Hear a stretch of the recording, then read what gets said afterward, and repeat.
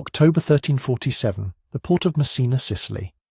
It's a beautiful autumn day, the kind where the Mediterranean sun turns the harbour water into liquid gold. Merchants are waiting on the docks for the Genoese trading fleet that's been spotted approaching from the east. These ships bring silks, spices, precious goods from the Black Sea colonies. It's routine. Ships arrive, cargo gets unloaded, everyone makes money, life goes on. Except this time, something is very, very wrong. As the 12 galleys drift closer, the dock workers notice the ships are moving strangely. Sluggish. Like nobody's really steering them. When the first vessel finally reaches the harbour, the scene that greets the waiting crowd is something out of a nightmare. Most of the sailors are dead, sprawled across the decks. The few who are still alive are barely conscious, moaning in agony, their bodies covered in hideous black swellings that leak blood and pus. Their skin is mottled with dark patches. They're burning with fever, shivering uncontrollably, coughing up blood. The smell hits next. Death. Decay. Something fundamentally wrong. The harbour master orders the ships out immediately. Get them away from the city. But it's already too late. By the time those galleys are pushed back out to sea, the invisible killer they carried has already slipped ashore. Within days, people in Messina start developing the same symptoms. The mysterious black swellings appear in groins, necks, armpits. Fevers spike. People die, sometimes within hours of showing the first signs of illness. Nobody in that harbour could have known what they were witnessing. How could they? They had no concept of bacteria, no understanding of disease transmission, no framework for comprehending what was about to unfold.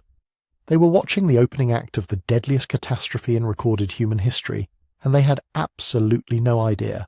Within 5 years, somewhere between 75 and 200 million people would be dead. That's roughly half of Europe's entire population. Wiped out. Gone. Cities that had stood for 1,000 years became mass graves. Villages were abandoned, their populations simply erased. In some regions, 9 out of every 10 people died. The Black Death didn't just kill individuals. It shattered civilizations, collapsed economies, rewrote the social order, and fundamentally altered the course of human history. And it all started with those 12 ships limping into Messina harbour on an autumn day in 1347. If you're listening to this to fall asleep, that's exactly why I make these. So maybe subscribe and let me know where you are and what time it is. I love checking the comments and seeing Tokyo at sunrise, Toronto at midnight, all listening to the same story at different moments around the world. By the way, if you're fascinated by the deep mysteries of human history, I've written a book about prehistoric secrets that goes even further back than medieval plagues. You can find it at sleepytimehistory.com. But for now, let's stay with our story. The question that haunts historians is deceptively simple. How? How did a single fleet of ships unleash something that killed half a continent? Where did this plague come from? Why was it so deadly? And why, despite everything humanity has learned since, does the Black Death still terrify us 700 years later? To understand what happened, we need to go back. Back before those ships arrived. Back to a world that was completely unprepared for what was coming. A world that was about to change forever. Picture Europe in the early 14th century. Not the plague-ravaged wasteland it would soon become, but Europe at what many historians consider its medieval peak. 75 million people. Maybe more. Nobody was counting exactly, but the archaeological and economic evidence paints a clear picture. This was a continent absolutely packed with humanity. Cities that had been modest towns a century earlier had exploded into sprawling urban centres. Paris housed over 200,000 people crammed inside medieval walls.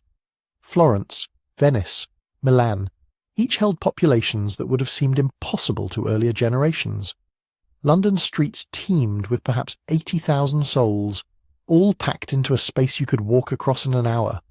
And these weren't just bigger versions of earlier medieval cities. They were fundamentally different places. 3 centuries of relative stability had allowed urban life to develop in ways that would have shocked Charlemagne. Guilds organised craftsmen into powerful economic blocks. Markets buzzed with goods from across the known world. Universities in Paris, Bologna, Oxford were producing generations of educated clerks, lawyers, physicians. Cathedrals rose higher and more elaborate than anything Rome had ever built. This was Europe's golden age, or so it seemed. But underneath all that prosperity, underneath the Gothic spires and the bustling trade fairs and the philosophical debates, The continent was running on fumes. The population boom had pushed medieval agriculture to its absolute limits. Every scrap of arable land was under cultivation. Forests that had covered vast regions for millennia had been cleared for farmland. Marginal soils that earlier generations would have ignored, rocky hillsides, wetlands, thin mountain valleys, were being desperately farmed to feed all those mouths. The math was brutal and simple. More people meant more mouths to feed. More mouths meant more land under cultivation. But medieval farming technology had hit its ceiling. They'd already adopted the 3-field rotation system, the heavy plough, the horse collar. All the innovations that could squeeze more yield from medieval fields were already in use. There was nowhere left to expand, no new techniques to deploy. And then the weather turned. 1315. Spring rains arrive in northern Europe and they just don't stop. Week after week, month after month, water pours from the sky. Fields turn to mud. Seeds rot in the ground. What little grain manages to grow gets beaten down by the endless storms. The harvest fails. Completely. This is the beginning of what historians call the Great Famine, and it was unlike anything Europe had experienced in living memory. One bad harvest, that was manageable. Medieval people were used to occasional crop failures, but this wasn't one bad year. The rains continued through 1316, through 1317. Harvests failed again and again. The stored grain from better years ran out. Then there was nothing left. People starved. Not occasionally, not in isolated pockets, but everywhere, all at once. Chronicles from the period describe scenes that still shock. Parents abandoning children they couldn't feed. Reports of cannibalism in the worst-hit regions. Bodies lying in streets because there was nobody strong enough to bury them. The death toll climbed into the millions. But here's what made the Great Famine so catastrophic for what was coming. The people who survived, and most did eventually survive when the rains finally stopped and harvest recovered, they weren't the same. Years of malnutrition had done something terrible to an entire generation's immune systems. Children who grew up during the famine years developed into adults with compromised health, weakened resistance to disease, bodies that had been stressed to the breaking point during their crucial developmental years. By the 1340s, when the weather had stabilized and harvests were good again, Europe's population was recovering. But it was a weakened population, a generation that had been scarred by hunger, that carried the biological legacy of years of starvation in their very cells. They were prey waiting for a predator they couldn't even imagine. And while Europe was starving, something else was happening on the other side of the world. Something that would eventually matter far more than anyone could have guessed. The Mongol Empire was creating the most extensive trade network in human history. Think about what Genghis Khan and his successors had done. They'd conquered everything from China to Eastern Europe, creating a political entity that spanned the entire breadth of Asia. One government, one system of laws, safe passage for merchants across thousands of miles that had previously been divided into dozens of hostile kingdoms. Historians call it the Pax Mongolica, the Mongol peace, and it genuinely was peaceful, at least for traders. Mongol law protected merchants viciously. Rob a caravan, and you'd be hunted down and executed. Attack a trading post and entire armies would descend on your region. The Khans wanted trade, needed trade, made trade safer and easier than it had ever been.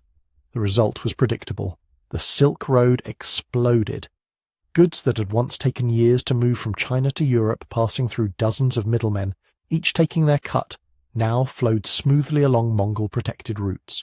Chinese silk arrived in Italian markets. European silver flowed east. Persian craftsmen sold their wares in Beijing. Venetian and Genoese merchants established permanent trading colonies on the Black Sea, in direct contact with the vast Mongol commercial network. This should sound familiar. Remember the genetic bottleneck. Remember how those scattered human populations created networks of trade and kinship that kept them connected across vast distances. We've been doing this for hundreds of thousands of years. Creating connections, building trade routes, linking distant populations is one of our species' defining behaviors. But trade routes don't just move goods, they move everything. Ideas, technologies, religions, and diseases. Medieval merchants had no concept of epidemiology. They understood that sick people could make you sick, obviously, but they had no framework for understanding how disease actually spread, no knowledge of bacteria or viruses, no understanding of vectors or incubation periods. They knew that mysterious plagues sometimes appeared and killed people, but they attributed them to bad air, divine punishment, astrological alignments. The actual mechanisms of disease transmission were completely invisible to them. So when Genoese traders established their colony at Caffa on the Crimean Peninsula, creating a direct link between Italian ships and the vast Mongol trade network reaching all the way to China, they were doing something unprecedented. They were connecting Europe directly to Asia in a way that had never existed before, creating a superhighway for goods, wealth, and culture, and for death. But we're getting ahead of ourselves. Back in Europe, the 1340s, life is returning to something like normal after the famine years. Cities are crowded again, markets are busy, the great cathedrals are still rising. To anyone living through it, this probably feels like a return to prosperity, a recovery from the hungry times. Look closer though, and the vulnerability is everywhere. Those crowded cities, they're packed beyond anything we'd recognise as sanitary. Open sewers run through the streets, butchers throw offal directly into public spaces, human waste gets dumped from second-story windows, the smell alone would drive a modern person insane, and in the grain stores, in the houses, in the holds of ships, rats are everywhere. Rats were just part of medieval life, as common and unremarkable as pigeons are in modern cities. Nobody paid them much attention. Why would they? They were just rats. Pests, sure, annoying, but hardly worth worrying about. Those rats were hosting fleas. Millions and millions of fleas, living in rat fur, feeding on rat blood, breeding in the filth and grain and warm darkness of medieval cities. The fleas were carrying bacteria, Yersinia pestis, the plague bacillus. It lived in the fleas, got passed between rats, cycled through rodent populations in a pattern that had probably existed for thousands of years. In Central Asia, this was just background noise. The plague bacteria lived in wild rodent populations, occasionally spilling over into human communities, causing localized outbreaks that flared and died out. An equilibrium, brutal but stable. Until the Mongols connected everything. Until trade routes started moving goods and rats and fleas across the entire continent. Until a Genoese trading colony on the Black Sea became the collision point between East and West. Europe had no quarantine laws. The word itself didn't exist yet. They had no public health infrastructure, no understanding of contagion, no systems in place to detect or respond to emerging diseases. Every element that made medieval civilization function, the trade networks, the crowded cities, the constant movement of people and goods, all of it was about to become a transmission mechanism for the most efficient killer in human history. And absolutely nobody saw it coming. So where did it actually come from? Where does a plague that kills half a continent begin its journey? For centuries nobody knew. Medieval chroniclers blamed everything from earthquakes in India to planetary alignments to divine punishment, but they had no concept of disease origins in any meaningful sense. Modern historians argued for decades, proposing origins in China, India, Central Asia, even Africa. The evidence was frustratingly thin. Plague doesn't leave obvious traces. Bodies decay, records vanish. You're trying to solve a murder that happened 700 years ago with almost no physical evidence. Then in the 1880s, archaeologists working near Lake Issyk-Kul in what's now Kyrgyzstan found something extraordinary. An Nestorian Christian cemetery, remote and forgotten, high in the Tian Shan Mountains. Nothing remarkable at first glance. Medieval grave markers, inscriptions in Syriac script, the usual indicators of a small trading community that had lived and died in obscurity. But the dates were wrong, way wrong. 1338, 1339. Suddenly the burials spike dramatically. Not a gradual increase, not the normal ebb and flow of mortality in a small community, but an explosion. Dozens of graves clustered in those 2 years, and the inscriptions, when scholars finally translated them properly, they don't just record names and dates, they mention pestilence. They describe a death that came swiftly and killed indiscriminately. For decades this remained a curiosity. Interesting, sure, but was it really the Black Death? Or just some local outbreak, unrelated to the great pandemic that would devastate Europe a decade later? The skeptics had good arguments. Central Asia had plenty of diseases. One bad epidemic in a mountain cemetery didn't prove anything. Then in 2022 everything changed. Genetic analysis of remains from those graves confirmed it. Yersinia pestis, the plague bacterium. Not just any strain, but an ancestral strain, one that genetic sequencing places at the root of the family tree that would eventually spawn all the plague variants that ravaged Europe and Asia. This wasn't just a plague outbreak, this was ground zero. The moment when a disease that had been circulating quietly in wild rodent populations for thousands of years made the jump that would change history. But what is Yersinia pestis really? What makes this particular bacterium so catastrophically lethal? It's almost ridiculously small. A single bacterium is maybe 2 micrometers long. You could fit thousands of them on the head of a pin. It's rod-shaped, gram-negative, and it looks completely unremarkable under a microscope. Nothing about its appearance suggests it's one of the most efficient killers in biological history. The bacterium lives primarily in rodents, not rats initially, though rats would become the most important vector in the medieval pandemic. In Central Asia, Yersinia pestis circulates in marmot populations, those chunky ground-dwelling rodents that live in vast burrow networks across the steppes. The bacteria moves through marmot colonies, sometimes killing large numbers, sometimes remaining dormant, cycling through populations in patterns that still aren't fully understood. The transmission mechanism is fleas, specifically fleas that feed on infected rodents and then jump to new hosts when their original host dies. When a flea feeds on an infected animal, it ingests plague bacteria along with the blood. Inside the flea's gut, something remarkable and terrible happens. The bacteria multiply so rapidly that they form a solid mass, literally blocking the flea's digestive system. The flea is starving, desperate, trying frantically to feed. But every time it bites, the blockage forces bacteria back into the wound. It's an almost perfect transmission system, evolved over millennia to spread as efficiently as possible. When the bacteria enter a human body through a flea bite, they have 3 possible outcomes, 3 forms, each with its own horrifying characteristics. Bubonic plague is the most common form. The bacteria migrate to the lymph nodes closest to the infection site, usually in the groin, armpit, or neck. There they multiply explosively, causing the lymph nodes to swell into what medieval people called buboes, hard, painful lumps the size of eggs, or even larger, filled with dying tissue and billions of bacteria. The mortality rate without treatment is around 50 to 60%. Horrible odds, but at least you have a chance. If the bacteria reach the bloodstream before the immune system can contain them, you get septicemic plague. This is faster and more lethal. The bacteria multiply in the blood itself, releasing toxins that cause massive inflammation and tissue death. Fingers and toes turn black as small blood vessels clot and die. The mortality rate approaches 100%. Medieval physicians recognized this form and knew it was a death sentence. But the third form, that's the nightmare. Pneumonic plague occurs when the bacteria reach the lungs. Now you're not just infected, you're infectious in an entirely new way. Every cough, every breath releases bacteria into the air.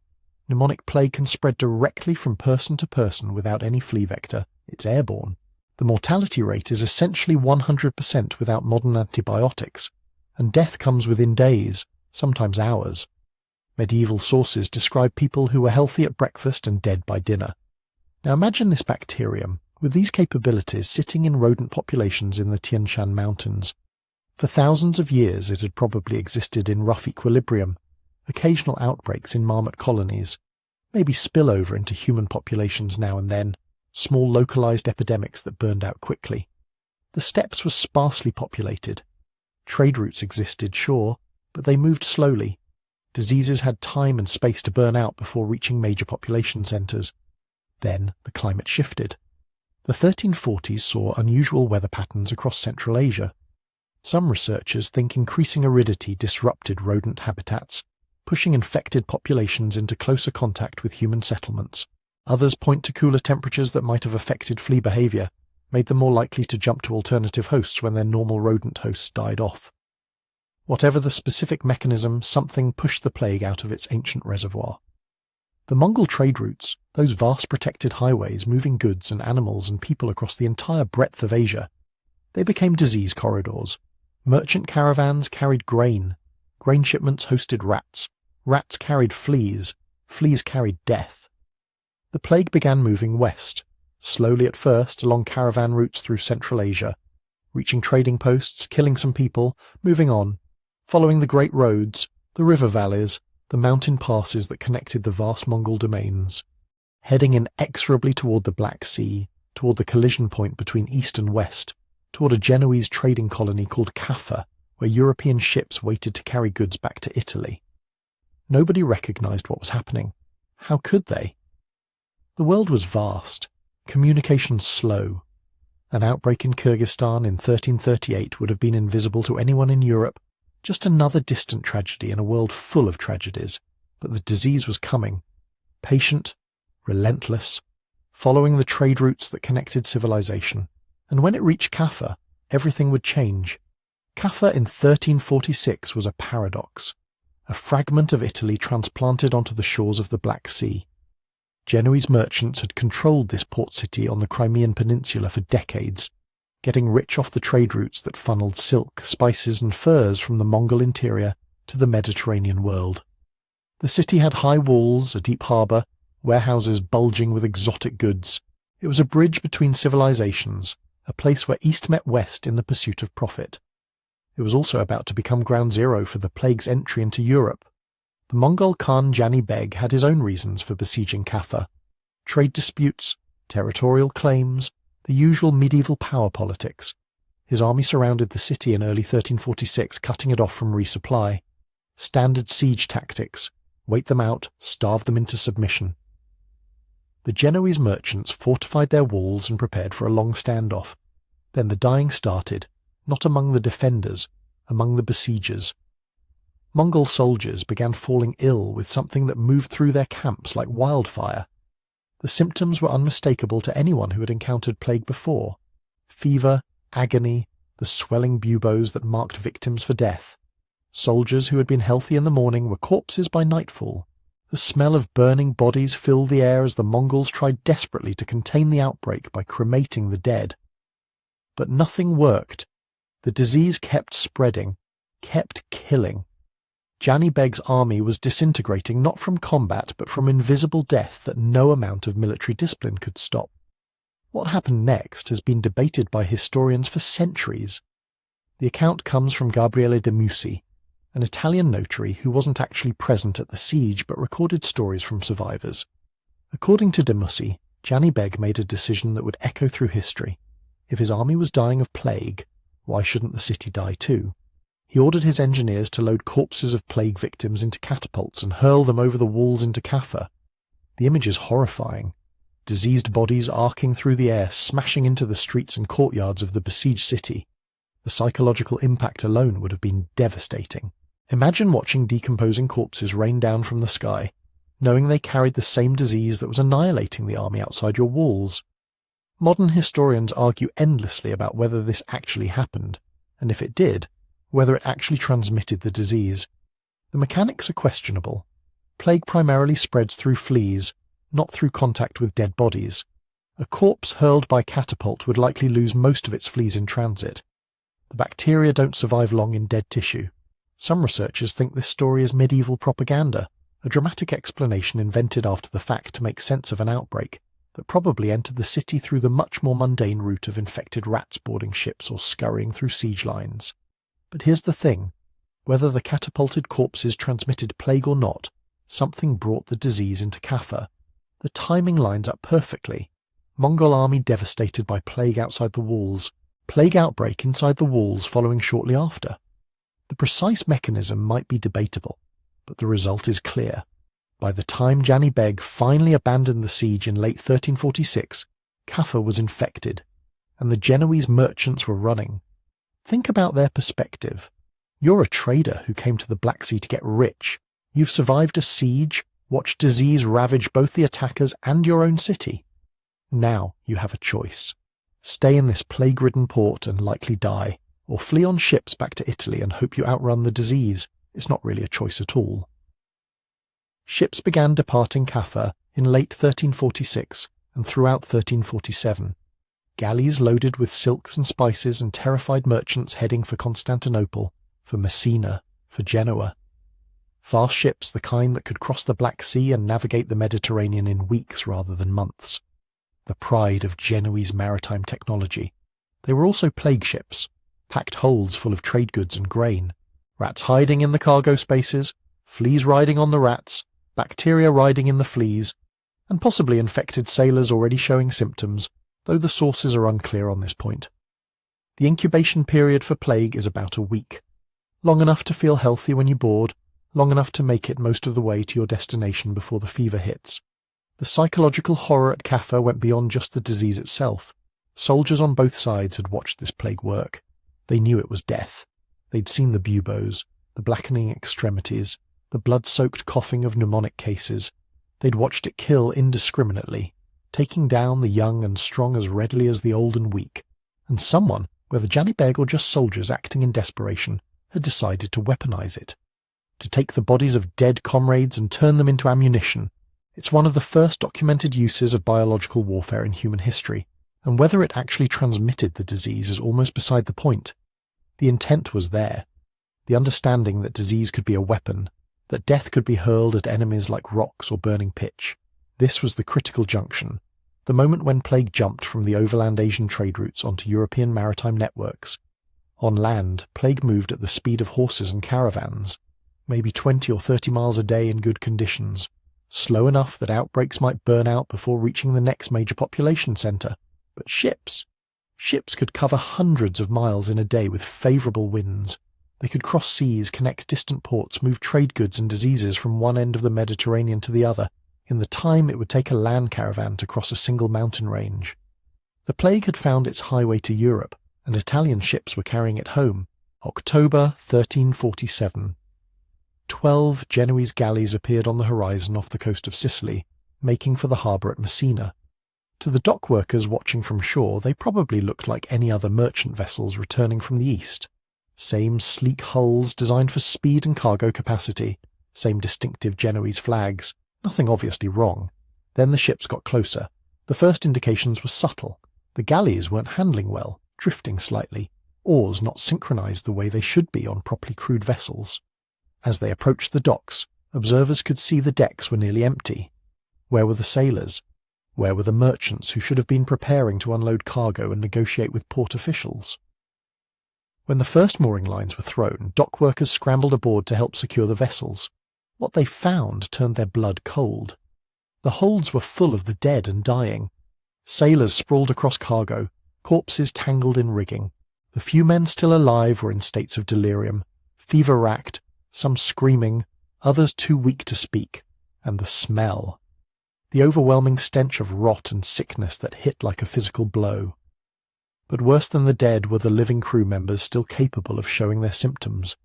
Egg-sized swellings bulged from their groins and armpits. The skin stretched tight and darkened to purple or black. Some of these buboes had ruptured, oozing pus and blood. The afflicted men's extremities were turning black, fingers and toes necrotizing as if they'd been frostbitten. Their breath came in rattling gasps. Some coughed up blood in thick, dark streams. Others were too far gone for even that, just lying in their own filth waiting for death.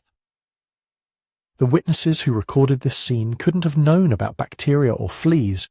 They couldn't have understood the biological mechanism at work. What they saw was something that looked like God's punishment made flesh, a disease that marked you visibly for death, that rotted you from the inside out while you were still alive, that killed so quickly that men who had been walking around just days earlier were now blackened corpses. The harbour authorities in Messina responded exactly as you'd expect. They ordered the death ships out. Get these vessels out of our harbour. Return to sea. Go somewhere else. We want no part of whatever hell you've brought with you. It was a reasonable reaction. The completely sensible response of officials trying to protect their city from an obvious threat. It was also completely pointless. By the time those ships were being pushed away from the docks, it was already over. Rats don't wait for permission to come ashore. The black rats that lived in the holds of those galleys, the ones carrying infected fleas in their fur, had already scurried down mooring ropes in those first few minutes of contact. They'd slipped through gaps in the dock timbers, disappeared into warehouses, found the granaries and food stores that made port cities such ideal habitats. The fleas went with them, tiny parasites carrying Yersinia pestis in their guts, ready to jump to new hosts, humans preferably, but any warm-blooded mammal would do, and a bustling port city like Messina offered an unlimited supply of both. Within days, people in the port district started falling ill. The same symptoms the sailors had shown: fever, terrible pain, the characteristic buboes swelling in lymph nodes. The disease spread through households with shocking speed. A merchant who handled cargo from the ships would sicken, then his family, then his servants, then the neighbours who came to help tend the sick. The speed was what made it so terrifying. Medieval Europeans were familiar with disease: typhus, smallpox, leprosy, dysentery. These were facts of life. But those diseases had patterns, rhythms. Leprosy took years to kill. Typhus spread during wars and famines but burned out relatively quickly in stable conditions. Even serious outbreaks usually gave people time to react, to flee, to quarantine the sick. Plague gave you days, maybe a week if you were unlucky enough to linger. The time from first symptoms to death was so compressed that entire households could be wiped out before the broader community even realized they were infected. You might visit a friend on Monday and find them complaining of fever. By Wednesday they'd be covered in buboes. By Friday they'd be dead. Messina descended into chaos faster than the authorities could respond. The sick couldn't be isolated because by the time symptoms appeared, they'd already infected family members. The dead couldn't be buried properly because there were too many corpses and too few healthy gravediggers. People began abandoning sick relatives, too terrified to provide care. The social bonds that held communities together dissolved under the pressure of overwhelming mortality. And the ships kept moving. Those galleys that had been expelled from Messina didn't just vanish. They went to other ports: Genoa, Venice, Marseille, Barcelona. Some were turned away from multiple harbours, floating plague ships rejected by every port they approached. But they had to dock eventually. Crews needed water, needed food, needed to offload cargo if they were going to make any profit from their doomed voyage. Every port they touched became a new infection centre. Every harbour that let them tie up for even a few hours gave the rats time to come ashore. The Mediterranean Sea, that great facilitator of commerce and culture that had connected civilizations for millennia, became a transmission network for death. The plague spread along maritime routes with a speed that would have been impossible over land. Ships infected simultaneously from the same source at Caffa arrived at ports separated by thousands of miles within weeks of each other. One day Messina was infected. A week later, Genoa and Marseille, then Venice, then ports in North Africa and the eastern Mediterranean. It was like watching a map light up with fires, each new outbreak kindling others, the whole Mediterranean basin becoming a web of infection. And there was no way to stop it, no way to close every port, inspect every ship, identify every infected rat before it came ashore. The trade networks that had made Europe wealthy were now killing it. The infection reached Florence in spring 1348, carried along the trade routes that connected the port cities to the wealthy inland city-states. Florence was one of the jewels of medieval Europe, a banking centre, a hub of the wool trade, home to perhaps 120,000 people, packed into a city of merchant palaces, churches, workshops, and crowded tenements. It was also, demographically speaking, a death trap waiting to happen. High population density, poor sanitation, rats everywhere, living in the walls, the granaries, the waste heaps that accumulated in streets and courtyards. When plague arrived, it found ideal conditions. Within weeks, the city was overwhelmed. Within months, somewhere between 50 and 60% of the population was dead. Let that sink in for a moment. Not 5%, not 10%. Half the city, gone, in less than a year. We know what this looked like because someone wrote it down while it was happening. Giovanni Boccaccio, a writer who survived the plague in Florence, documented the horror in the introduction to his Decameron. His account isn't detached history. It's testimony from someone who watched his world collapse in real time. Boccaccio describes bodies stacked in the streets because there was nowhere else to put them, families abandoning their sick relatives, fleeing their own homes rather than risk infection, priests refusing to administer last rites to the dying, too terrified to approach plague victims even in their final moments. The social contract that held civilization together, the basic human obligations of caring for the sick and honouring the dead, these simply evaporated under the pressure of mass death. The city tried to respond. Authorities organised mass graves, huge pits where bodies were layered in rows with thin covering of earth between them. But even this industrial approach to burial couldn't keep up. Corpses accumulated faster than graves could be dug. Some were just left where they fell, rotting in homes, in streets and churches where people had crawled hoping for divine intervention. The psychological impact was as devastating as the physical death toll. Medieval people had elaborate funeral traditions. The dead were supposed to be washed, dressed in proper clothes, given a Christian burial with prayers and ceremony. These rituals weren't just religious obligation, they were how communities processed grief and maintained social cohesion. When those rituals became impossible, when the dead were being thrown into pits like garbage, it shattered something fundamental about how people understood their world, and the social order collapsed in ways that would have seemed impossible before the plague. Florence had been a highly structured society.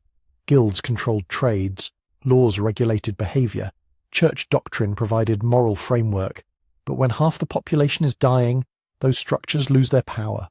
Law enforcement broke down because the enforcers were dead or hiding from infection. Property became meaningless when there was no one to inherit it or defend ownership. Normal economic activity ground to halt. Boccaccio describes how different people responded to the collapse. Some turned to wild hedonism, deciding that if death was inevitable they might as well enjoy their final days. They broke into abandoned houses, drank the wine cellars dry, engaged in behaviour that would have gotten them arrested or excommunicated in normal times.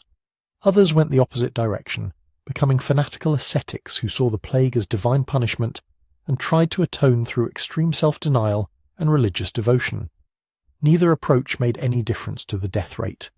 Venice, being Venice, tried something different. The Venetian Republic was built on trade and maritime commerce, and its authorities understood better than most how diseases moved. They could see that sick ships brought sick cities, so they implemented what might be the first systematic public health measures in European history. Ships arriving from infected ports were forced to anchor offshore for 30 days before being allowed to dock. The Venetians called this the Trentino. When 30 days proved insufficient, they extended it to 40 days, the Quarantino. This is where we get the word quarantine. It helped, slightly. Venice's death toll was horrific, but marginally lower than cities that took no precautions. Maybe 30 to 40% mortality instead of 50 or 60%. Still catastrophic, but it suggested that human intervention could have some effect, that this wasn't purely divine judgment beyond mortal influence. But Venice couldn't seal itself off completely. The city depended on trade. Food had to come in, goods had to move, and the plague found ways around every precaution. Infected rats on cargo, infected fleas in grain shipments, people who seemed healthy when they boarded ships but developed symptoms during the voyage. The economic devastation spread beyond just the death toll.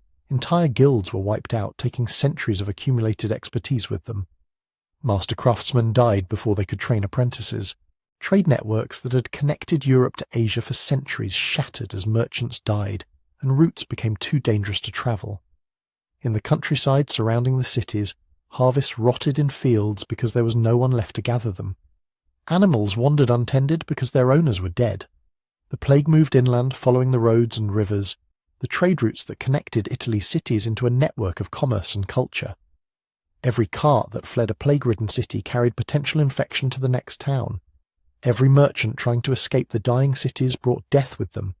Every refugee seeking safety in rural areas introduced the disease to communities that might have remained untouched.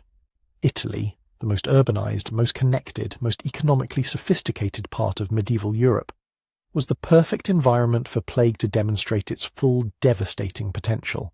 The same factors that had made Italian city-states wealthy and powerful, the dense populations, the extensive trade networks, the constant movement of goods and people, now amplified the death toll beyond anything Europe had experienced in recorded history, and the plague was just getting started. The routes that had carried it from the Mediterranean ports deeper into Italy stretched north across the Alps, west along the Mediterranean coast to France and Spain, east to the Balkans and beyond. Every direction led to new populations, new victims, new cities waiting to burn. The plague reached Marseille in late 1347, probably on a ship from Italy, though by this point tracking individual vectors of infection had become almost meaningless. The disease was everywhere in the Mediterranean now, moving along every trade route, every shipping lane, every road that connected one population centre to another. Marseille was France's primary southern port, a city of maybe 25,000 people that served as the gateway for Mediterranean trade flowing into the French interior. It stood no chance. Within weeks the city was overwhelmed. The same patterns that had devastated Italian cities repeated themselves with mechanical precision. Bodies in the streets, mass graves overflowing, social order collapsing as people either fled or barricaded themselves in their homes, hoping infection would somehow pass them by. From Marseille, the plague spread along the Rhône River valley, following the natural highway that connected the Mediterranean to central France. Town after town fell as winter turned to spring. By early 1348, the infection had reached Paris. Paris was the largest city in Europe north of the Alps. Somewhere around 200,000 people lived within its walls and immediate suburbs, making it more densely populated than almost anywhere outside Italy. The city was the administrative heart of the French kingdom, home to the royal court, the emerging University of Paris, countless churches and monasteries. It was also, like Florence and Venice before it, a perfect environment for plague to kill with maximum efficiency. The death toll in Paris may have reached 50,000, possibly more, a quarter of the population gone in a single year. The machinery of royal administration ground nearly to a halt as clerks and officials died or fled. The university closed. Churches that had been packed with worshippers stood empty, except for the bodies of people who had died while praying for deliverance. The famous Parisian book trade collapsed as scribes and illuminators died before finishing manuscripts that would never be completed. France as a whole suffered devastation that defies easy comprehension.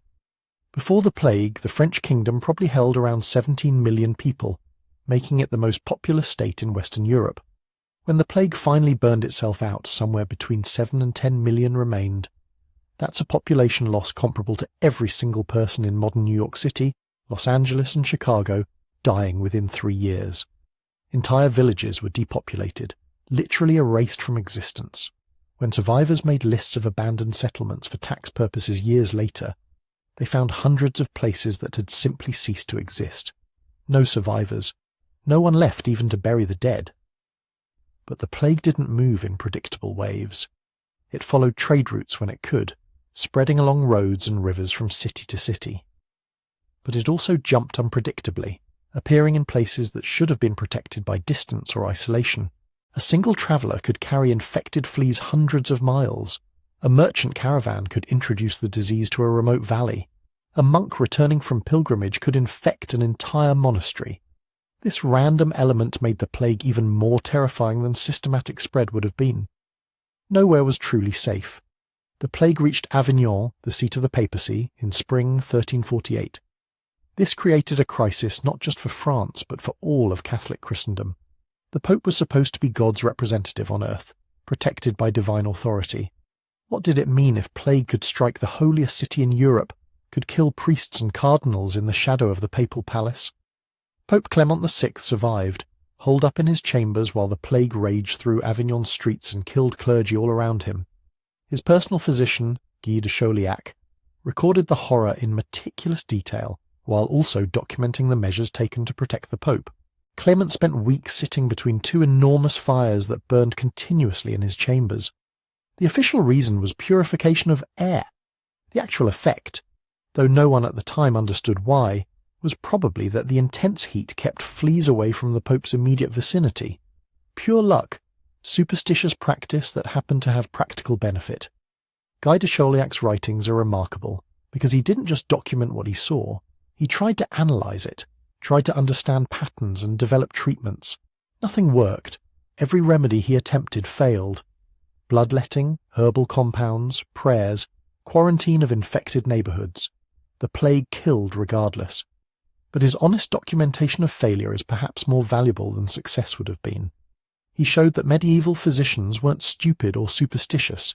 They were desperately trying to apply reason and observation to a phenomenon they had no framework to understand. The plague swept into Spain and the Iberian Peninsula throughout 1348 and 1349, following the Mediterranean coast and then spreading inland. Spain had been partially insulated from the worst of Italian trade networks, but that protection proved temporary at best. The infection found its way across the Pyrenees and down the coastal shipping lanes. And Spain produced the war's most notable royal casualty.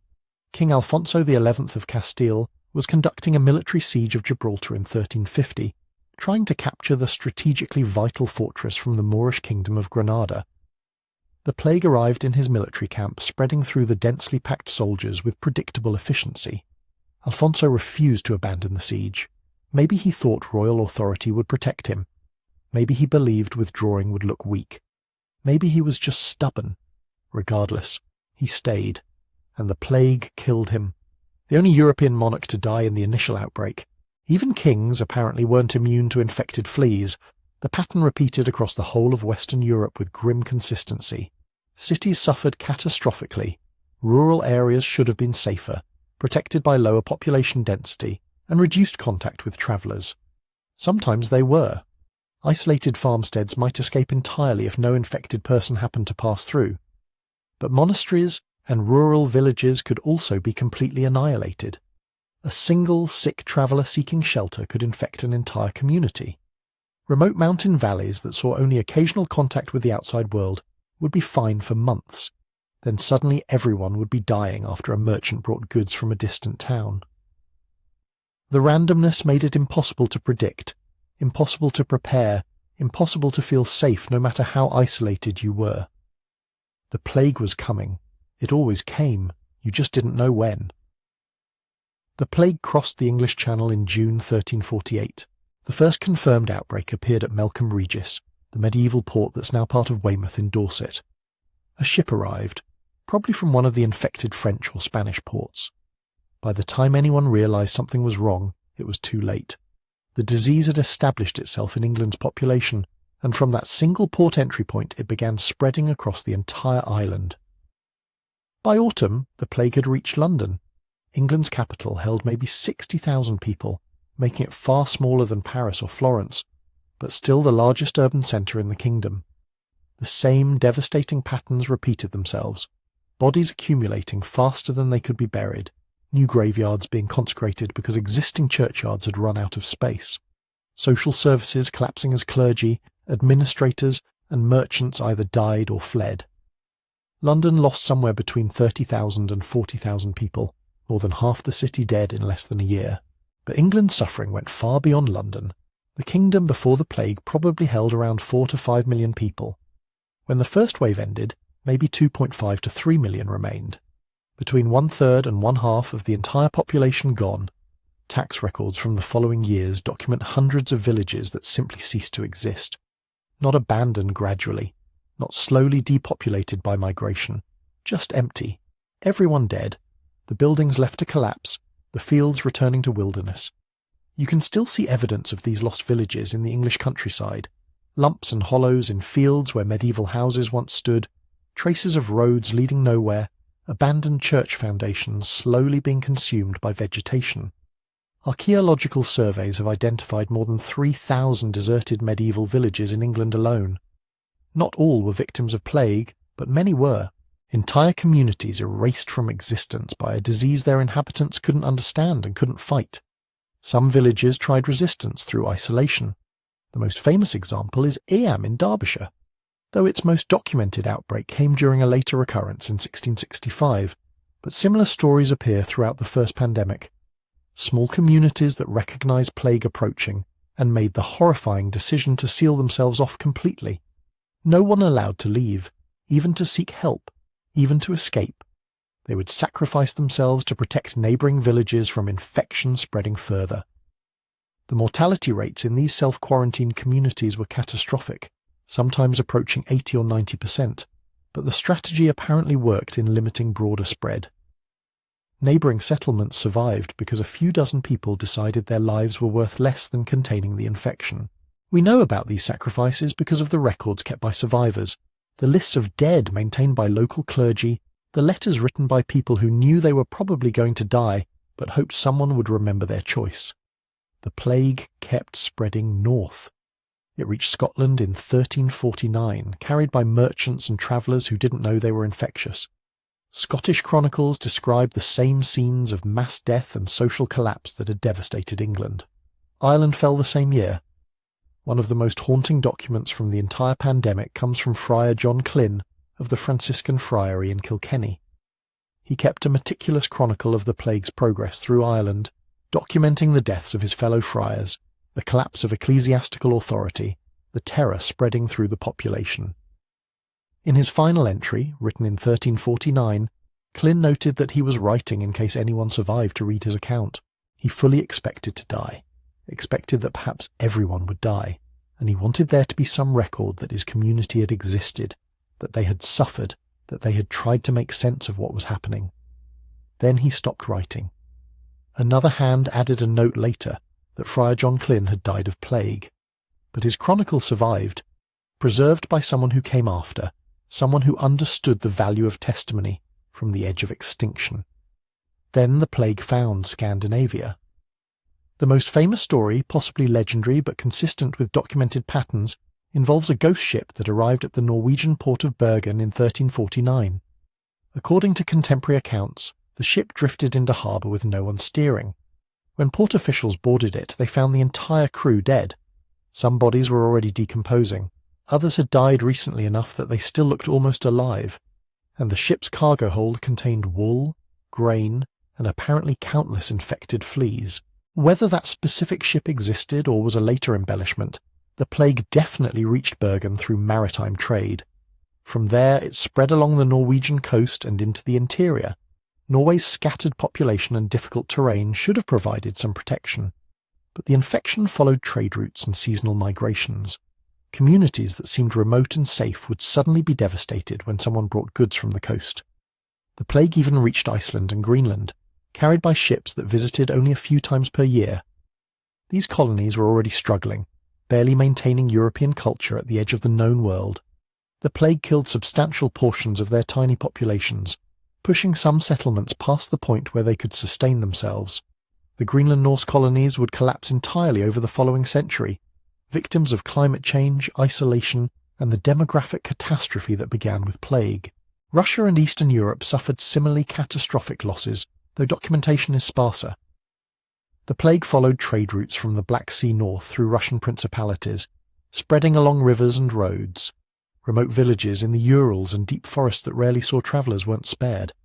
The infection found ways in, carried by merchants, pilgrims, refugees fleeing infected regions, who unknowingly brought death with them. But there were exceptions, places that escaped relatively lightly. Parts of Poland seem to have suffered less, possibly because of less developed trade connections with infected regions. Milan famously survived through brutal measures. When plague appeared, authorities sealed infected houses immediately, boarding up doors and windows with the sick inside, leaving entire families to die without any possibility of escape. It was horrific, but it apparently worked. Milan's death toll was substantially lower than comparable Italian cities. Remote mountain communities sometimes survived by virtue of sheer isolation. High alpine villages that could be reached only by difficult footpaths, valleys that saw visitors once or twice a year. If they happened to avoid contact during the peak infection period, they might escape entirely. But it was luck, not protection. The plague had reached nearly everywhere humans lived. From Sicily to Norway, from Ireland to Russia, across the entire known world, the same tragedy was unfolding simultaneously. Nobody knew what was killing them. That was possibly the worst part. Not just the dying, though that was horrible enough, but the complete absence of any rational explanation. Imagine watching half your city die, and having absolutely no framework for understanding why. No germ theory, no concept of contagion in the modern sense, just bodies piling up and increasingly desperate attempts to find meaning in the catastrophe. But evil medicine wasn't stupid. That's important to understand. It was sophisticated, internally logical, based on centuries of accumulated observation. It just happened to be built on fundamentally incorrect assumptions about how disease worked. The foundation of everything was Galen, the Roman physician whose theories had dominated European medicine for over 1,000 years. Galenic medicine taught that human health depended on the balance of 4 humours: blood, phlegm, yellow bile, black bile. Disease resulted from imbalances in these fluids. Different illnesses came from different types of imbalance. So when physicians encountered plague, they tried to fit it into this framework. Many decided the disease must result from corrupted air, a concept called miasma. They believed that certain atmospheric conditions, possibly influenced by earthquakes or volcanic eruptions, could corrupt the air itself, creating a poisonous atmosphere that caused disease in anyone who breathed it. The idea wasn't entirely ridiculous. Physicians had noticed that plague seemed to spread through cities, affecting multiple people in the same area. They just misidentified the mechanism. This miasma theory led to all sorts of attempted preventive measures. People carried bouquets of flowers or herbs, holding them to their faces when venturing outside. Physicians wore aromatic compounds in beaked masks, believing the strong scents would protect them from corrupted air.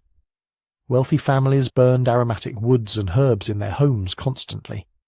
Some authorities ordered the ringing of church bells, thinking the sound waves would somehow cleanse the atmosphere.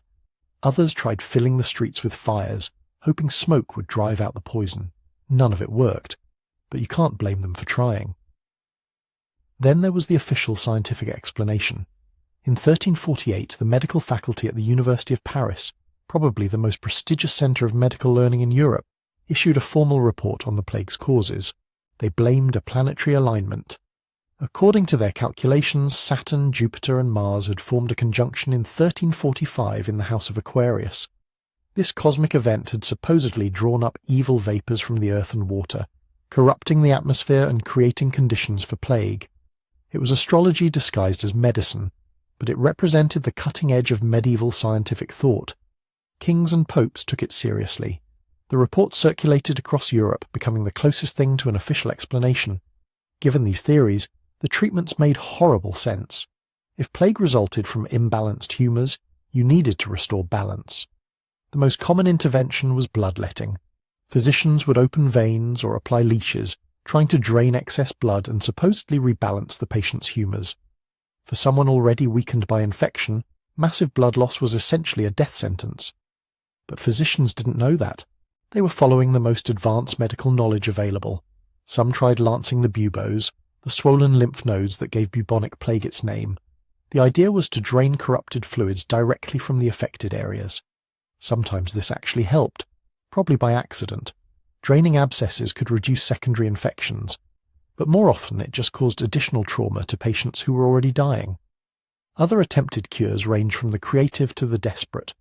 Drinking powdered emeralds mixed with wine, eating crushed pearls, applying poultices made from eggs, onions, and snake flesh, sitting in sewers on the theory that one bad smell would drive out another. These weren't stupid people. They were terrified people grasping for any possible solution while everyone around them died. But as medical explanations failed, religious interpretations became dominant. The Church taught that nothing happened without God's permission. If plague was killing unprecedented numbers, it must represent divine judgment. This wasn't an unusual interpretation. Medieval Europeans were accustomed to understanding disasters in religious terms. Crop failures, military defeats, epidemics, all were seen as signs of God's displeasure. What made the plague different was the scale. This wasn't God punishing one city for one sin. This was God apparently deciding to wipe out Christendom itself. The only question was why. Many decided that humanity's collective sinfulness must have become so extreme that God had decided to cleanse the earth. This belief gave rise to the flagellant movement. Groups of penitents, sometimes numbering in the thousands, would march from town to town in organized processions. Twice a day they would stop and perform public penance, stripping to the waist and whipping themselves with leather scourges tipped with metal points. They would beat themselves bloody, sometimes unconscious, believing that if they punished themselves sufficiently, God might relent and end the plague. The movement spread rapidly across Europe. Flagellants followed strict rules. They committed to 33 days of penance, representing the years of Christ's life. They wore special uniforms marked with red crosses. They sang hymns describing God's wrath and humanity's need for repentance. When they entered a town, normal activities would stop. Everyone would come out to watch these demonstrations of extreme piety. Some would join the processions, desperate to do anything that might end the dying. The Church initially tolerated the flagellants, even encouraged them, but the movement quickly became problematic. Flagellants started claiming they didn't need priests to intercede with God. They performed their own baptisms and heard each other's confessions. They declared that their suffering had more spiritual value than the sacraments. This was heresy, challenging the Church's fundamental authority. By 1349, Pope Clement VI had issued bulls condemning the movement and ordering secular authorities to suppress it. Many flagellants were arrested, some were executed, but the movement persisted in various forms for years. testimony to the desperate need to find meaning in mass death. And then there were the scapegoats. The plague needed an explanation, and when natural and divine interpretations seemed insufficient, people looked for human causes. Specifically, they looked for enemies to blame. The logic was simple and horrifying. If God was punishing humanity, maybe it was because enemies within Christian society were provoking his wrath. Or maybe the plague wasn't divine judgment at all. Maybe it was deliberate poisoning by conspirators who wanted to destroy Christendom. Jewish communities became the primary targets. Accusations spread that Jews were poisoning wells and water sources, deliberately spreading plague to kill Christians. These accusations had no basis in reality. Jewish communities were dying of plague at similar rates to Christian neighbours. But logic and evidence don't matter during mass panic. The accusations spread faster than the disease itself. In 1348 and 1349, Jewish communities across Germany, France and Spain faced coordinated massacres. Hundreds, sometimes thousands of Jews would be rounded up and burned alive. In Strasbourg, the entire Jewish community, nearly 2,000 people, were burned in their cemetery in February 1349. In Mainz, the Jewish quarter was destroyed and its inhabitants killed. Basel, Freiburg, Stuttgart, dozens of cities witnessed similar atrocities. Pope Clement VI issued multiple papal bulls pointing out that Jews were dying of plague too, that the accusations were obviously false, that the violence must stop. He threatened excommunication for anyone participating in anti-Jewish pogroms. It barely mattered. Local authorities and mobs ignored papal authority, too consumed by fear and rage to listen to reason. Jews weren't the only victims. Other marginalized groups faced similar persecution. Beggars and lepers were accused of spreading plague intentionally. Foreigners were attacked in cities across Europe.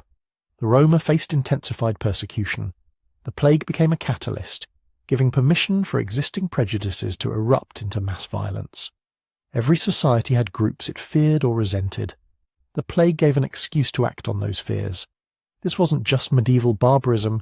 This was what happens when people face incomprehensible catastrophe without rational explanations. When half the population is dying and nobody understands why, terror finds targets. The need to explain, to assign blame, to believe that someone is responsible and can be punished becomes overwhelming. The alternative, accepting that random disease could kill anyone regardless of morality or precautions, was too frightening to bear. So they searched for answers in the stars, in humoral imbalances, in divine wrath, in human conspiracies. And they died anyway. All the theories, all the treatments, all the scapegoating, none of it stopped the plague. It would end when it ended, not because of anything humanity did, but because the bacterium had simply run out of new hosts. Until then, people could only suffer, search for meaning, and try to survive another day in a world that no longer made sense. Living through the plague meant watching the basic fabric of human society disintegrate. Not just institutions or economic systems, but the fundamental bonds that held people together. Family, community, trust. The psychological weight of that collapse was perhaps more devastating than the disease itself. Giovanni Boccaccio, writing in Florence during the first wave, described social breakdown that would have been unthinkable before 1347. Brother abandoned brother, he wrote. Fathers refused to visit sick sons, mothers fled from dying children, husbands left infected wives to suffer alone. This wasn't because medieval people loved their families less than we do. They were facing an impossible calculation. Stay with your dying relative and almost certainly die yourself, or abandon them and possibly survive. Many chose survival, and then lived with that choice for whatever remained of their lives. The guilt must have been staggering. Imagine fleeing from your sick child, locking the door behind you, listening to them crying for help, then surviving, living another 40 years carrying that memory. We have no systematic records of medieval psychological trauma, but the chronicles hint at it. People who survived plague often withdrew from society entirely. Some entered monasteries.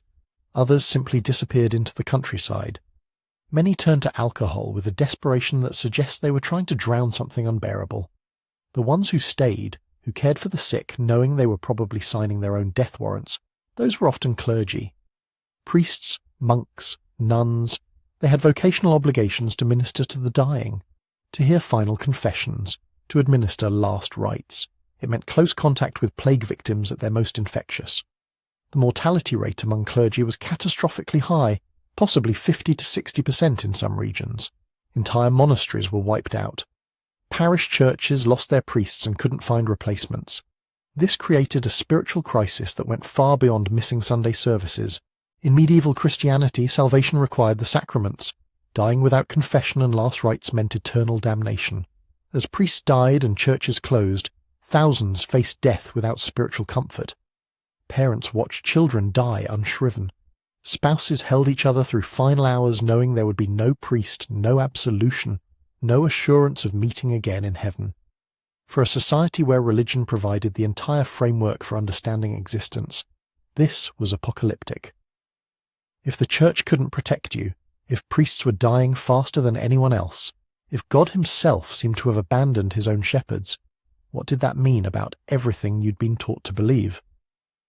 Some responded with intensified faith, but others lost belief entirely.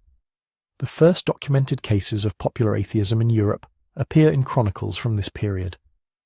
People openly questioning whether God existed at all, or if he did, whether he cared about human suffering.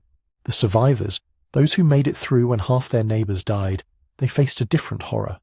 Survivor guilt compounded by the eerie emptiness of depopulated landscapes, walking through streets where half the houses stood vacant, passing shops that would never open again, working fields that stretched empty to the horizon because there was nobody left to harvest them. Chronicles describe the silence, cities that had bustled with tens of thousands of people, reduced to ghost towns where footsteps echoed off empty buildings. The psychological impact of that depopulation is hard to overstate. Humans are social creatures. We're adapted to live in communities surrounded by familiar faces. The plague created landscapes that felt wrong at the most fundamental level. Too quiet, too empty, too full of absences. This manifested in European culture in striking ways. Before the plague, medieval art had emphasized heavenly beauty, saints with serene faces, the Virgin Mary surrounded by angels, paradise depicted as an eternal garden. After 1347, European art became obsessed with death. The Danse Macabre, the Dance of Death, appeared in manuscripts, paintings, church walls across the continent. Skeletal figures dancing with people from all social classes, from pope to peasant. The message was clear. Death comes for everyone. Wealth and power provide no protection. Memento mori imagery became ubiquitous. Skulls in paintings, hourglasses symbolizing time running out, rotting corpses depicted in horrifying detail. This wasn't morbid curiosity. This was a civilization processing mass trauma through art. They had watched death become casual, ordinary, inescapable. Their art reflected that psychological reality. But humans are adaptable, and the responses to plague weren't all grim piety and fatalism. Some went the opposite direction. If tomorrow you might be dead, why not enjoy today? Chronicles describe groups who responded to plague with extreme hedonism. They would gather in sealed houses, feasting and drinking and engaging in every excess they could imagine. The logic was almost reasonable. Since nothing you did seemed to affect whether you caught plague, you might as well enjoy yourself before death arrived. Others withdrew completely. Families would seal themselves in their homes with months of provisions, refusing contact with anyone outside. They would board up windows, lock doors, pass out food through cracks. Sometimes they survived.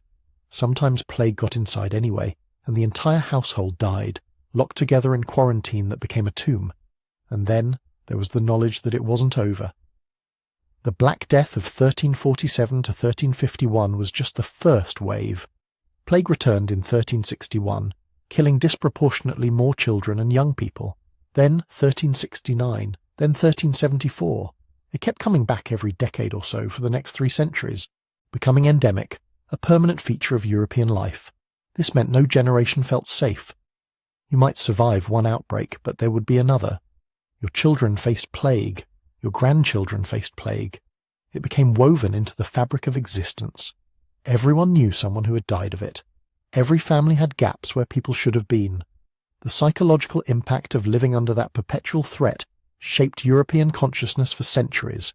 They had lived through the end of their world, and then had to figure out how to build something new from the ruins. The survivors stood in the ruins, surrounded by empty houses and untended fields, and slowly realized something extraordinary. The world hadn't just been devastated. It had been fundamentally restructured, and in ways nobody expected, some of them now held power they'd never imagined possible. Before the plague, Europe's economy ran on a simple, brutal equation. Land was valuable, labour was cheap. Lords owned vast estates. Peasants were abundant and expendable. If you didn't like your wages or conditions, your lord could replace you by next morning. You worked the terms you were given or you starved. The entire feudal system depended on this imbalance, on there always being more workers than work. The plague inverted that equation overnight. Suddenly land was everywhere and labour was scarce. Fields stretched empty because there weren't enough hands to work them. Manor houses stood vacant because entire families had been wiped out. But the peasants who survived, they were needed now. Desperately needed. And for the first time in generations, they knew it. A farmer who had scraped by on whatever meagre wages his lord offered could now walk to the next village and demand double, triple. If that lord refused, the next one wouldn't. There were abandoned farms everywhere, land that would lie fallow and worthless without workers. Lords who had spent centuries holding absolute power over their labourers suddenly found themselves competing for workers like merchants competing for customers. The transformation was dizzying. Peasants who had lived their entire lives bowing to aristocrats were negotiating, making demands, walking away from positions their grandfathers would have considered privileges. Some were leaving agriculture entirely, moving to depopulated cities where craftsmen and merchants desperately needed workers. The rigid social hierarchy that had defined European life for centuries was cracking, and nobody quite knew what that meant. The authorities tried desperately to maintain the old order. England's Parliament passed the Statute of Labourers in 1351, attempting to freeze wages at pre-plague levels. You couldn't demand higher pay. You couldn't leave your position to seek better terms. You couldn't refuse work. The law declared that any labourer charging more than traditional wages could be imprisoned. Any lord paying above traditional rates would be fined. But you can't legislate away labour shortage. The statute was impossible to enforce. Lords who refused to pay market rates watched workers disappear to estates that would. Magistrates who tried punishing wage increases found themselves facing labour strikes, entire villages refusing to work. The law remained on the books. Reality ignored it. This created simmering resentment that exploded 3 decades later. The Peasants' Revolt of 1381 saw tens of thousands of English labourers marching on London, burning manor records, demanding an end to serfdom. They nearly succeeded in overthrowing the entire social order. The revolt was eventually crushed, its leaders executed, but the message was clear. The old world was gone. Trying to resurrect it through force and legislation wouldn't work. Across Europe, the institution of serfdom was dying. Not immediately, not everywhere, but the trajectory was unmistakable. Serfs who had been legally bound to the land their ancestors had worked for generations were gaining mobility. Some simply left, knowing their lords couldn't spare the resources to chase them down. Others negotiated their freedom, paying fees that would have been unthinkable before plague made labour valuable. Still others found lords willing to offer better terms, free tenancies or fixed rents instead of labour obligations. The economics were transforming everything. Land that had been worth fortunes before the plague now sat empty and worthless. You couldn't eat land. You couldn't trade land for food if nobody was growing food. Meanwhile, the workers who could actually produce something, they were becoming wealthy. Wage labourers accumulated savings that would have taken their ancestors' lifetimes. Some bought their own land, others invested in tools and equipment. A few became employers themselves. This wasn't capitalism yet, but you could see its foundations being laid. The medieval economic model had assumed fixed social positions and hereditary occupations. You were born a peasant, you died a peasant. Your children would be peasants. But post-plague Europe was discovering economic mobility. A farmer's son could become a craftsman's daughter could marry a merchant. Wealth and status were becoming achievable rather than inherited.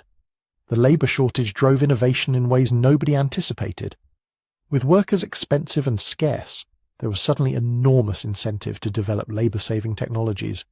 Why pay 3 men to grind grain when you could build a better windmill? Why use 10 workers with hand tools when you could design an improved plough pulled by fewer oxen? The decades after the plague saw an explosion of technological development, improvements in metallurgy, more efficient water wheels and windmills, better ship designs that required smaller crews, agricultural innovations that increased yields with less labour. The printing press, developed in the 1450s, was partly a response to the shortage of scribes.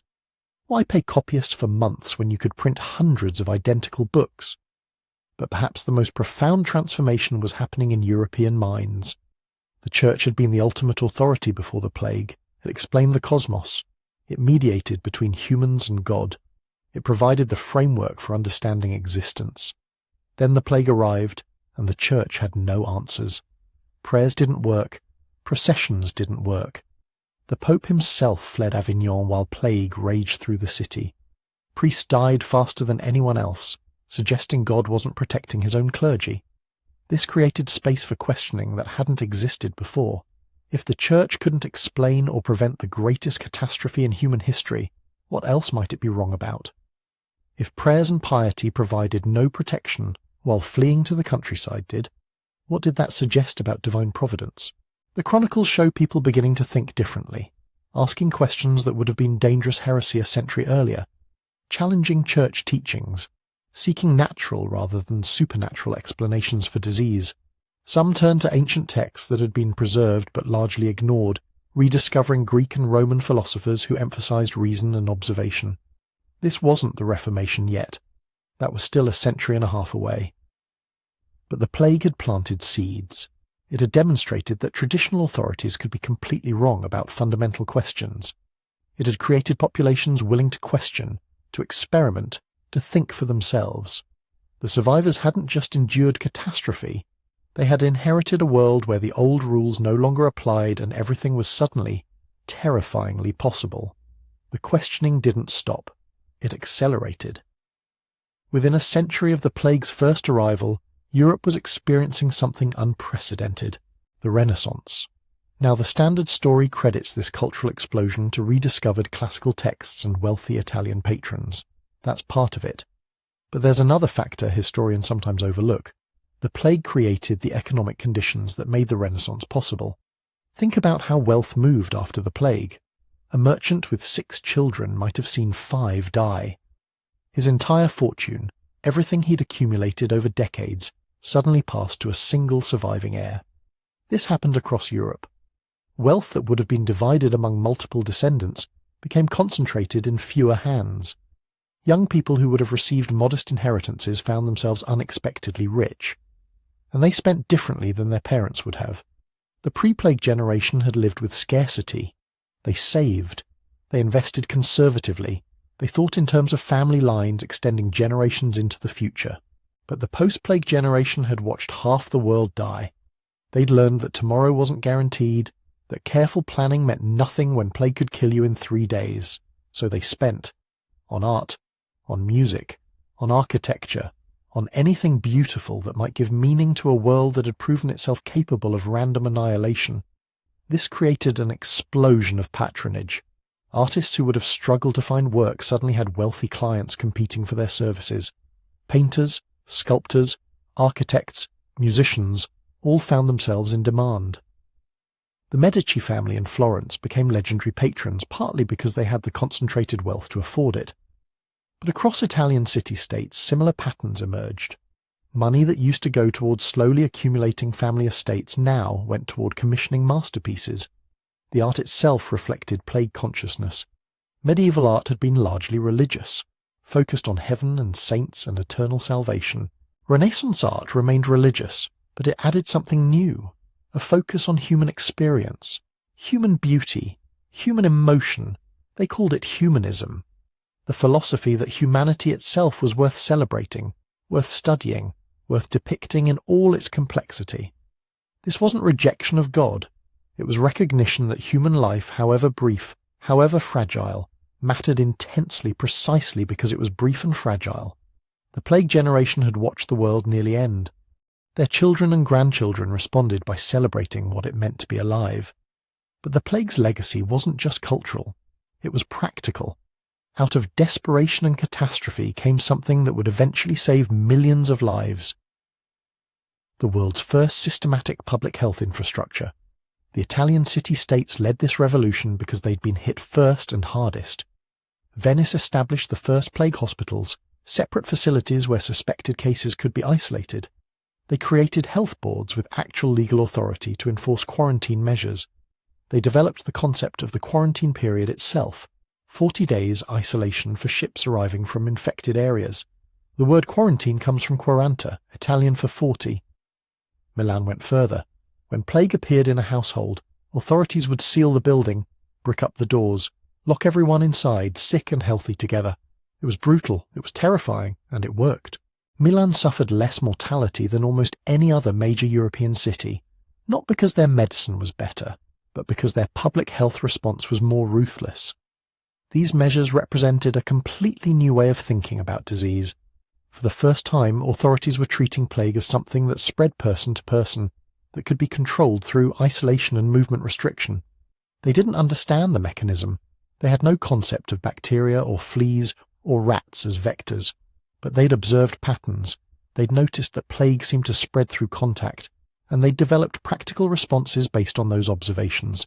This was epidemiology before epidemiology had a name.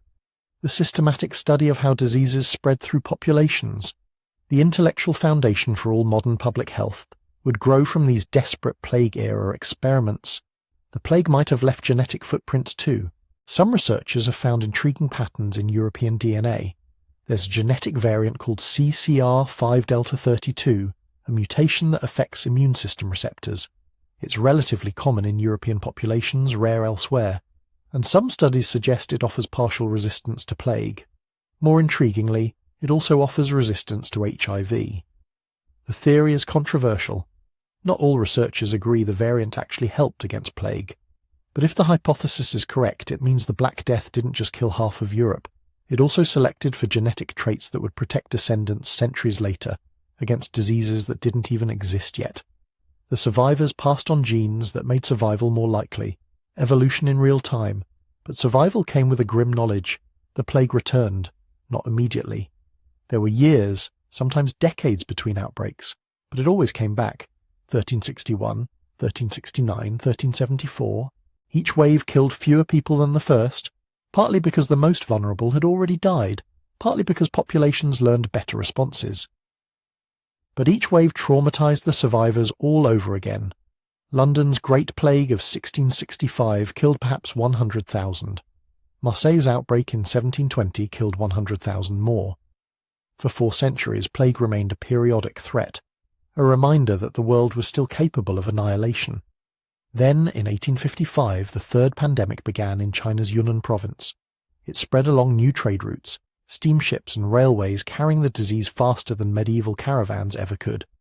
It reached Hong Kong, India, San Francisco. By the time it burned out in the 1960s, it had killed perhaps 12 million people, but this time was different. This time scientists were watching. In 1894, 2 researchers independently identified the bacterium responsible. A Swiss doctor named Alexandre Yersin and a Japanese bacteriologist named Kitasato Shibasaburo both isolated the plague bacillus. Yersin got the credit. The organism was named Yersinia pestis in his honour. After 500 years, humanity finally understood what had killed half of medieval Europe. A bacterium, transmitted by fleas, carried by rats, a natural process, not divine punishment, not corruption of the air, just biology, deadly and indifferent, and it never really left. Plague still exists. Small outbreaks happen every year. Madagascar reports hundreds of cases annually. The American Southwest sees a few dozen. Central Asia, Mongolia, rural China all maintain reservoirs where Yersinia pestis circulates among rodent populations. The difference is antibiotics. Caught early, plague is treatable. The terror that haunted humanity for centuries can be cured with streptomycin or gentamicin. The Black Death. The catastrophe that reshaped civilization, reduced to a manageable bacterial infection. But the shadow remains. So what does a catastrophe from 677 years ago actually teach us? Why should the Black Death matter to anyone living in a world with antibiotics and epidemiology and real-time disease surveillance?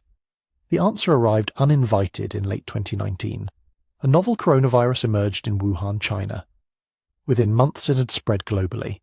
And suddenly, patterns that seemed safely buried in medieval history were playing out again in real time. The parallels were unsettling. First came denial. COVID-19 was just a flu. It only affected other countries. It would disappear with warm weather. the same wishful thinking that let medieval merchants dismiss early reports from the East and continue trading as if nothing had changed. Humans haven't fundamentally altered how we respond to invisible threats. Our first instinct is still to pretend they don't exist. Then came the scapegoating. Asian people faced harassment and violence across Western countries. Conspiracy theories blamed deliberate contamination. Political opponents accused each other of spreading disease. Different groups were targeted than in the 1340s, but the psychological mechanism was identical. When faced with random catastrophe, humans desperately need someone to blame, an enemy, a cause, something that makes the chaos feel controllable. Quarantine debates erupted that would have been familiar to 14th century Venice. Who has the authority to restrict movement? How do you balance public health against economic survival? What happens to people who can't work from home, who depend on daily wages? These weren't new questions. They were the same questions medieval cities had wrestled with, just playing out with different technology. The economic disruption followed predictable patterns too. Supply chains broke. Goods disappeared from shelves. Prices spiked for essential items, and the impact fell unevenly. White-collar workers transitioned to remote work. Service workers got sick or lost jobs entirely. The poor suffered disproportionately, exactly as they had during the Black Death, exactly as they always do when catastrophe strikes. But here's what's really instructive. COVID-19 killed perhaps 7 million people worldwide. That's a catastrophe. That's millions of individual tragedies. But it represents less than 0.1% of global population. The Black Death killed between 30 and 60% of everyone in its path. And yet both pandemics revealed the same fundamental truth. Civilization is far more fragile than we pretend. We build complex societies that depend on countless invisible connections. Supply chains spanning continents, economic systems requiring constant movement of goods and people, social structures assuming stability and predictability. Then something disrupts those connections, something as simple as a pathogen humans haven't encountered before, and everything unravels faster than seems possible. Medieval Europeans had no framework for understanding plague. They lacked germ theory. They didn't know about bacteria or vectors or epidemiology, but we knew about viruses. We had sophisticated medical infrastructure. We had advance warning, and we still watched our systems strain and sometimes break, hospitals overwhelmed, supply chains paralyzed, political institutions struggling to respond coherently. The Black Death teaches us that knowledge alone doesn't protect us. Understanding the mechanism of disease is valuable. It lets us develop treatments and vaccines. But it doesn't fundamentally change how societies respond to catastrophe. We're still the same humans who panicked in 1347, still capable of the same denial and scapegoating and desperate irrationality. But we're also capable of the same resilience. That's the other lesson, the more hopeful one. Europe lost perhaps half its population to plague. The survivors faced a world that seemed beyond repair. Economic systems had collapsed. Political structures had failed. Religious certainty had shattered. Family lines had ended. Villages stood empty. Cities had become graveyards. And yet within a century, Europe was entering one of its most creative and transformative eras. The Renaissance, the Age of Exploration, the Scientific Revolution, all grew from soil fertilized by catastrophe. The plague generation rebuilt. Their children adapted. Their grandchildren innovated. Humanity didn't just survive, it transformed. This isn't to romanticize catastrophe. The Black Death didn't cause the Renaissance in some simplistic way. Those millions of deaths weren't necessary for progress. But the connection exists. The economic changes the plague created, the social mobility it forced, the questioning of authority it sparked, all contributed to the explosion of creativity that followed. Humans are remarkably good at adapting to new realities, even terrible ones. Perhaps especially terrible ones. The same psychological flexibility that lets us normalize catastrophe also lets us rebuild after it. We absorb the unthinkable, we adjust, we find new equilibriums, we continue. The interconnectedness that spread the Black Death, those trade networks linking the Mediterranean to the Silk Road, also spread ideas and innovations. The same ships that carried plague rats carried books and technologies and cultural exchange. The networks that made catastrophe possible also made recovery possible. This tension between connection and vulnerability defines human civilization. We can't retreat into isolation without losing what makes complex societies valuable. But we can't connect globally without creating pathways for pandemic spread. The Black Death teaches us that this tension is permanent. It's not a problem to be solved, it's a condition to be managed, and perhaps the most important lesson is about memory. Most plague victims left no record, no names in chronicles, no graves that survived the centuries, no descendants to remember them. They were peasants and servants and labourers whose lives mattered intensely to the people who loved them but meant nothing to history. Yet their deaths reshaped the world. The economic revolution that followed the plague happened because millions of ordinary people died. The labour shortages that empowered workers, the inheritance concentration that funded art, the questioning of authority that sparked reform, all built on anonymous graves. Those unnamed millions teach us that history isn't made just by the famous, it's made by everyone, by the accumulated weight of ordinary lives and ordinary deaths. The world we inherited was shaped as much by medieval peasants we'll never know as by the kings and popes whose names filled the chronicles. The Black Death reminds us that history isn't a smooth upward arc toward progress. It's punctuated by catastrophes that reset everything, that kill millions and traumatize survivors and force complete reimagining of how societies function. These events aren't aberrations. They're part of the pattern, part of what it means to be human in a world that doesn't care about our plans or our certainties, or our desperate need for stability, and somehow we survive anyway. So here we are, at the end of a journey that began with a single ship pulling into Messina harbour on an October afternoon in 1347. One vessel among thousands that crossed the Mediterranean that year, one crew among countless others, but this ship carried something that would kill half of Europe, something invisible, something that nobody saw coming until it was far too late. We've traced the plague from its origins in the east, across the Silk Road, through that horrific siege at Caffa, where the dying were turned into weapons. We've watched it spread from city to city, kingdom to kingdom, carried by merchants who didn't know they were transporting apocalypse. We've seen civilizations strain and crack under the weight of mass death, and we've witnessed the world that emerged afterward, transformed in ways both terrible and remarkable. The story of the Black Death is ultimately a story about us, about how humans respond when everything falls apart, about our capacity for both cruelty and compassion under unimaginable pressure, about our remarkable ability to rebuild even when rebuilding seems impossible. Those medieval Europeans who survived the plague didn't just endure, they reimagined their world, they questioned authorities that had failed them, they demanded better wages and better lives. They created art that confronted death honestly instead of hiding from it. They laid groundwork for transformations that would echo for centuries. They were traumatized, they were scarred. Many carried grief that never fully healed, but they were also alive, and that meant something.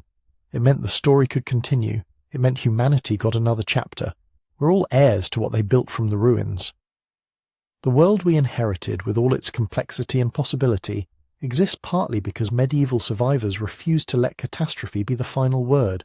They chose to plant crops they might not harvest, to have children who might not survive, to build for futures they couldn't guarantee. That's resilience. That's hope operating in the darkest possible circumstances. The plague wasn't the end of their story. It was a turning point, a hinge moment when everything changed, and somehow the human experiment continued anyway. That's worth remembering, especially in our own uncertain times. If you've made it this far on this journey through one of history's darkest chapters, thank you. Truly. I'd love to know where you're listening from. Drop a comment below telling me what part of the world you're in as you drift towards sleep, and if you found value in this exploration of the Black Death and its aftermath, consider hitting that like button and subscribing.